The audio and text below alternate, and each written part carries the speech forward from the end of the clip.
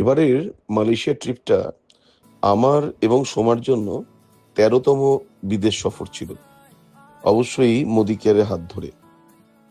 প্রতিটি সফরই ভীষণভাবে আমাদের কাছে অনুভূতিময় হয়, কিন্তু এবারটা একদমই আলাদা। কারণ এখানে আমার এবং সোমার সঙ্গে গিয়েছিলেন ৪৫টি পরিবার।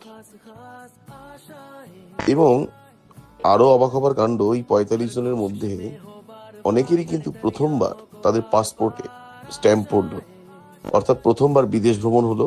এবং তার মধ্যে অনেকে প্রথমবারের জন্য তারা বিমানে বা এরোপ্লেনে তারা চড়লো, এবং সেটাও বিদেশ সফরের জন্য। এর অনুভূতিটাই আলাদা।